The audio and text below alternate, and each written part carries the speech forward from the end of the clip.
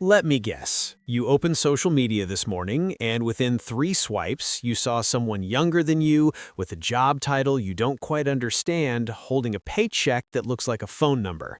They're 24, they're ostensibly making $180,000 a year, and suddenly that coffee you're drinking tastes a little more bitter. It's the 2026 salary anxiety. We are living in the most transparent era of money in human history. Everyone is posting their wins. TikTok is full of salary transparency interviews on the street. LinkedIn is full of humble brags about bonuses. But nobody posts the month they had to dip into savings to fix the car. Nobody posts the credit card bill that keeps them up at night. If you're sitting there wondering, am I falling behind? Is everyone else getting rich while I'm just treading water? I need you to take a breath. Because the numbers you see online aren't real life. They're a highlight reel. Today, we're going to look at the actual data, not the hype. We're going to look at what people your age are really making in 2026. And more importantly, we're going to talk about why hitting that number might not fix the feeling in your chest. Here is the biggest lie in personal finance: the average. When you search average salary in the US, you get a number that looks pretty high. It makes you feel inadequate immediately. But average is a flawed metric. If Elon Musk walks into a dive bar, the average net worth of everyone in that bar becomes $100 billion. But nobody in that bar can suddenly pay their rent. The average is skewed by the ultra-rich. It's a vanity metric. What we care about and what financial psychologists focus on is the median, the middle, the exact point where half the country makes more than you and half makes less. That is the number of reality. And the reality of 2026 is that while inflation is finally cooled, prices have settled high. We are all feeling a silent squeeze. The dollar doesn't stretch as far as it did in 2019. So if you feel broke despite making decent money, it's not just you, it's the system. Let's break down the ladder, decade by decade, not just by the numbers, but by the psychological pressure each decade carries. Let's start with the early 20s, ages 20 to 24. If you are in this bracket, the median salary right now is roughly $41,400 a year. That's about $800 a week before taxes. If you are making that, you are statistically normal. But emotionally, this is the grind and panic phase. You're likely sharing an apartment, you might have student loans kicking in, and you're faced with the experience paradox. You need experience to get a job, but you need a job to get experience. Psychologically, this is the hardest time to save because your income is barely covering your survival. You feel like you should be launching, but you feel stuck on the runway. If you are here and you have $0 in savings, forgive yourself. You are building the foundation. You aren't supposed to be the penthouse owner yet. You're investing in your skills, and that pays off later, not now. Now, let's move to the late 20s to early 30s, ages 25 to 34. This is the great jump. The median income here leaps up to roughly $59,800 a year. That's a big increase, nearly a 45% jump from your early 20s. But here's the psychological trap of this decade, the comparison tax. This is the age where your friends start getting married, they start buying houses, you see the Instagram photos of the honeymoon in Italy or the new SUV. Suddenly, you're not eating ramen, you're ordering Uber Eats, you moved into a place without roommates, you might be financing a car. Even though you're making nearly $60,000, you might feel poorer than you did at 22. Why? Because the expectations on your money grew faster than your paycheck. This is where most people dig themselves into credit card debt, trying to fund the 30-year-old lifestyle on a 28-year-old salary. The pressure here isn't survival, it's status, and status is expensive. Next, we move to the peak years, ages 35 to 44. This is your prime earning window. The median sits right around $72,000. If you look at the raw data, this looks great. You're earning the most you ever have. But ask anyone in this bracket how they feel, and they will tell you they are exhausted. Why? Because this is the sandwich decade. You're squeezed from both sides. You might have young children, and we know the cost of childcare in 2026 is astronomical. You might have aging parents who need help. You have a mortgage at a higher interest rate. The money comes in, and it immediately goes out. You're a conduit of cash, not a keeper of it. You're earning 72K, maybe your household is bringing in 100K plus, but the margin, the breathing room, feels smaller than ever. This is the decade where high earners, not rich yet, the Henrys, are born. And finally, ages 45 to 54.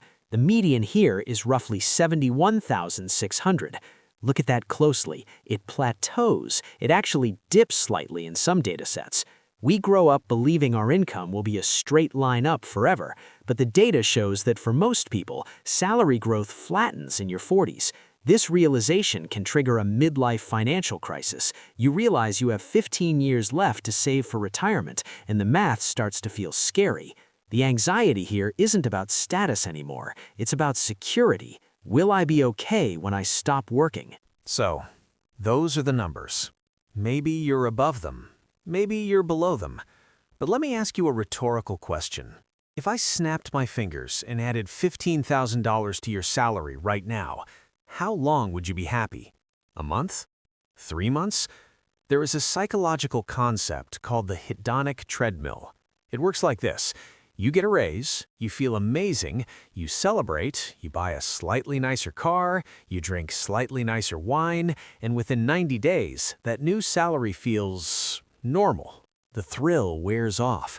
You return to your baseline level of happiness, but now you have higher expenses. You are running faster, but you are staying in the same place. There is a famous study by Princeton researchers, recently updated for the 2020s, that talks about the correlation between money and happiness. For a long time, they said happiness peaked at $75,000. In 2026 dollars, that's closer to $100,000. Up until that point, every dollar you earn solves a problem. It removes the stress of rent. It fixes the car. It removes pain. But once you cross that threshold, once survival is secured, money stops buying happiness and starts buying options. And if you don't know who you are without the money won't fix you. If you were chasing a salary just to prove you are enough, you will never reach the finish line. The goalpost moves every time you get a raise. So, knowing the data and knowing the psychology, how do we win? How do we stop feeling underpaid and start feeling in control? Number 1, divorce your worth from your net worth. I know this sounds like a greeting card, but it is technically true. If you were 30 and making 45K, you are not failing. You are on a different timeline. Some careers peak late. Comparing your Chapter 3 to someone else's Chapter 10 is a recipe for misery. Stop scrolling through salary transparency TikToks if they make you feel small. Curate your input to protect your peace. Number 2, calculate your real hourly wage. This is a concept from the book Your Money or Your Life. Let's say you make $100,000. Sounds great, but you commute an hour each way, you spend $2,000 a year on work clothes, and you are so stressed that you spend $200 a week on takeout because you're too tired to cook. Now compare that to someone making $65,000 who works remotely, cooks at home, and clocks out at 5 p.m. sharp. When you do the math on the actual profit per hour of your life, the lower salary might actually be richer. Don't just look at the gross income, look at the cost of earning it. Number 3, the gap is the only thing that matters. It doesn't matter if you make 50K or 150K. The only number that builds freedom is the gap between your income and your expenses. If you make 50K and spend 45K, you are free. You are building wealth. If you make 200K and spend 205K, you are a slave to your paycheck. You are fragile. Focus on widening the gap. You can widen it by earning more, yes, but you can also widen it by wanting less. And wanting less is a superpower in a consumerist society. I want you to leave this video with one thought. Money is a tool for safety and choices. It is not a report card for your soul. The economy in 2026 is weird. It's expensive, it's competitive, and looking at the averages can make you feel small. But remember, the average person is also in debt. The average person is stressed. You don't want to be average, you want to be at peace. You are doing the best you can with the information you have. If you're behind the numbers we talked about today, you have time. Careers are long. If you're ahead, be grateful and be generous. Don't let an algorithm decide how you feel about your life today. If this conversation helped you lower your shoulders a little bit, consider subscribing. We are going to keep talking about how to use money to build a life of freedom, not stress. You are doing better than you think. I'll see you in the next one.